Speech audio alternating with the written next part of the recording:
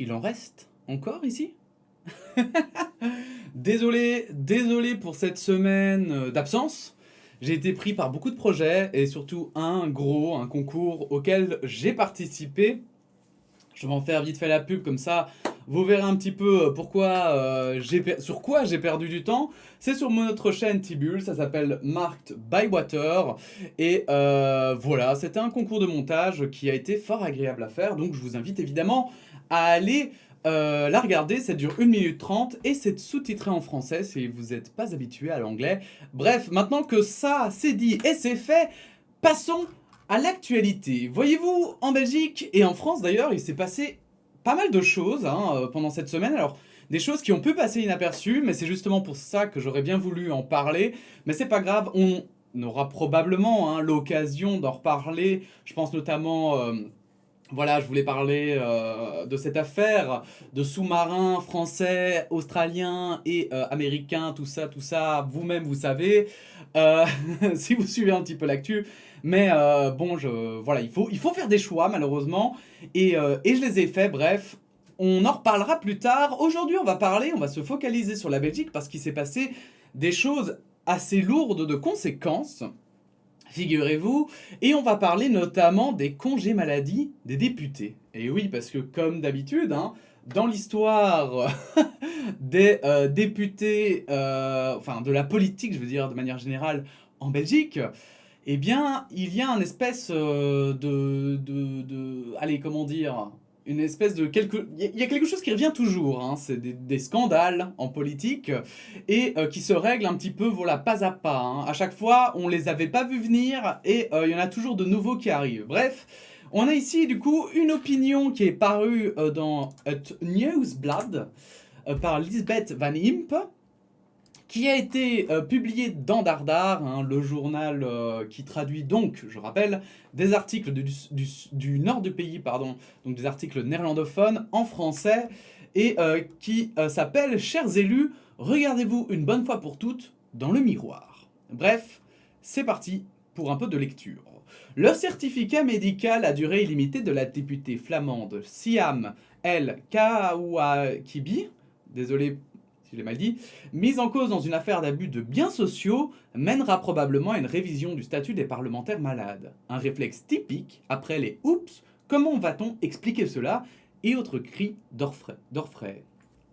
Alors, pour expliquer un petit peu ce qui s'est passé, une députée donc flamande, une députée de la Flandre, du gouvernement flamand, Siam, donc elle, nom que je prononce très mal, eh bien, s'est retrouvée accusée d'avoir fraudé via ses ASBL qu'elle avait créées. Elle avait créé des ASBL, alors voilà, je résume et je risque de faire même peut-être des petites erreurs. Corrigez-moi si c'est le cas, mais elle avait créé des petites ASBL pour aider, enfin, je crois que c'était les jeunes en Flandre, enfin bon bref, des trucs du style. Et en fait, ces ASBL servaient en fait à détourner de l'argent et donc à s'en mettre plein les fouilles. Alors, elle était députée. Et le truc, c'est que du coup, depuis que cette affaire a éclaté, il y a environ 1 an, eh bien, elle est en congé maladie. Alors, ceci, c'est que vous le savez si vous êtes employé. Si vous êtes malade, après, il me semble que, donc, après 1 mois, je pense, dans une société, je vais me planter, c'est sûr. Bref, votre salaire baisse au fur et à mesure du temps, c'est pas grave, c'est ça qui est important.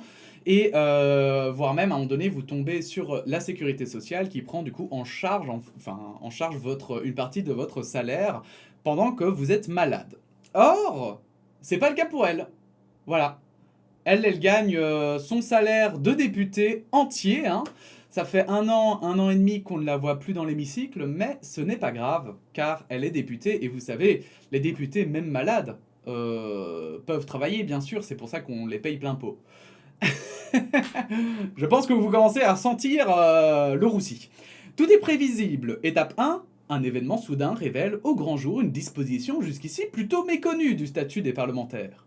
Étape 2, chacun exprime l'indignation que lui inspire ce cas unique, tout en évitant de se demander s'il ne faudrait pas changer les choses de manière structurelle.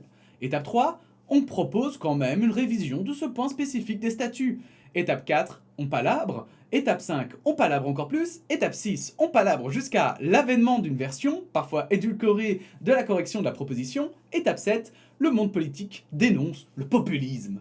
Parce que oui, hein, c'est parce qu'il y en a un qui a triché et que tous ce sont des tricheurs. Et qu'il y en a qui profitent du coup de ça pour accuser les politiques de coup bas. Oh, quel scandale. Alors, on en revient un petit peu finalement autour de tout ça, hein. Et c'est là où moi, voilà, je veux dire, c'est même la base hein, de mes vidéos, c'est pour ça que je fais ces vidéos aussi. Euh, on revient un petit peu finalement au fameux est-ce que on doit séparer, on va dire, ce fameux truc de doit-on séparer l'œuvre de l'artiste. Alors je vous explique pourquoi, pour moi c'est assez proche, parce qu'au final c'est des gens, des individus qui, par leurs actions, eh bien, enlèvent une partie de confiance, ou en tout cas enlèvent la réputation, de la réputation à leur profession, pardon. Et du coup, y en a qui vont dire oui, mais c'est des cas isolés, c'est des cas uniques. On a la même chose avec la police, par exemple, hein. Et donc du coup, il faut pas en faire une généralité. Alors, c'est vrai, il ne faut pas en faire une généralité. Que ce soit la police, que ce soit le milieu artistique, hein, des réalisateurs qui faisaient des abus sexuels, que ce soit le milieu de la gymnastique où il y avait aussi une histoire d'abus sexuels, que ce soit justement ici des parlementaires au niveau thunes, que ce soit des gens, des patrons de société qui détournent de l'argent, qui fraudent. Bref, on est tout à fait d'accord que c'est pas parce qu'il y a une petite partie qui fait des conneries que forcément toute la profession fait des conneries. Sauf que le problème, c'est que quand c'est fait de manière, on va dire, structurelle, donc ces personnes ont réussi à ne jamais être coupables de leurs actes parce que on leur laissait la possibilité et que jamais personne n'a dénoncé ça aussi, eh ben c'est problématique. Et oui, il faut s'en indigner, et oui, il y a un moment donné où c'est pas du populisme que de dire bordel de merde, c'est anormal, bordel de merde, c'est un privilège. Vous voyez? Par exemple, en reparlant, parce que moi c'est mon milieu, donc je vais parler de ça, en parlant justement des artistes hein, et des réalisateurs qui profitent de leur statut ou leur talent ou leur prestance pour profiter de jeunes femmes parfois mineures, eh bien c'est pas normal qu'ils aient jamais été punis, c'est pas normal qu'ils aient jamais été inquiétés même pendant des années pour ça. Et je n'en voudrais pas quelqu'un qui dit qu'il faut changer ça, en fait. Si, pour prendre un sujet qui vous parlera peut-être plus, pour la police par exemple, justement, en fait, ce qui choque, ce n'est pas tant les pommes pourries, c'est plutôt le fait qu'elles puissent s'en sortir en fait. Et qu'on ne les ait pas détectées avant, parce que parfois c'est des policiers, ça fait des années qu'ils sont en service et ils sont couverts par leurs collègues, etc. Mais voilà, et ça veut pas dire que c'est forcément tous les cas, hein. Ça veut juste dire que bon, ça choque que ça ait pu arriver et que ça a l'air parfois si simple d'y arriver. Et ici, en l'occurrence, comme en plus c'est de la politique, qu'en plus là c'est clairement, enfin je veux dire, les congés maladie c'est pas quelque chose non plus de tout nouveau quoi. Et c'est en 2021 qu'on se rend compte qu'en fait il y a une loi qui est là depuis 100 ans et qui permet de toucher, alors 100 ans j'en sais rien en vrai depuis combien de temps elle est là cette loi, mais rien que le fait qu'elle existe, et rien que le fait qu'un politicien puisse toucher son salaire à 100% alors qu'un employé ne puisse pas, c'est choquant. La politique, en somme, c'est un âne qui bute sans relâche sur un angle différent de la même pierre. Cette fois-ci, le congé maladie sans fin de Siam El Kawakibi, qui conserve l'intégralité de sa rémunération, a mis tout le train en marche. D'autres épisodes avaient déjà eu lieu, notamment à propos des indemnités de sortie en général, des indemnités de sortie des politiques qui exercent déjà une autre profession en particulier, et des droits de pension des députés. À chaque reprise, ces derniers découvrent que le système, qu'ils ont pourtant eux-mêmes confectionné pour définir leur propre mode d'indemnisation, s'avère, au mieux, très généreux et au pire, en contradiction totale avec les attentes de la population. La politique, en somme, c'est un âne qui bute sans relâche sur un angle différent de la même pierre. Et en fait, on pourrait sortir le fait que, parce que c'est vrai que dire que c'est eux-mêmes qui l'ont confectionné, c'est un peu à double tranchant, parce que voilà, moi si par exemple, allez, demain je me présente en politique et je suis élu, c'est pas moi qui ai confectionné ce système, on est bien d'accord. Mais disons qu'il y en a qui sont là quand même depuis 15, 20, parfois même 30 ans en politique. Et je pense notamment par exemple, voilà, en Flandre, j'en connais pas 10 000 hein, des hommes politiques, mais Bart de Wever par exemple, qui est maintenant dans le paysage politique depuis 20 ans, il s'en rend compte maintenant. Genre, tout à coup il se réveille et il fait Eh mais putain, en fait, j'ai plein d'avantages, mais c'est trop fou. Eh mais en fait j'ai droit à tout ça moi. Mais c'est oh ben merde alors. Et jamais, genre je veux dire, il n'y en a pas un seul qui a jamais profité de ça. C'est la première fois que ça arrive. Je sais pas pourquoi, mais j'ai un peu du mal à le croire. N'attendez plus le prochain incident inexplicable aux yeux de monsieur et madame tout le monde. Pourtant, tout pourrait être si simple.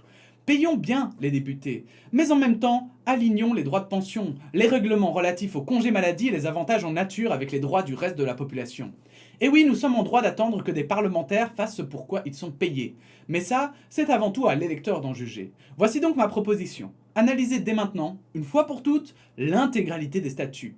N'attendez pas le prochain incident inexplicable aux yeux de monsieur et madame tout le monde, car il y a fort à parier que les discussions qui s'ensuivront n'aboutiront une fois de plus à rien.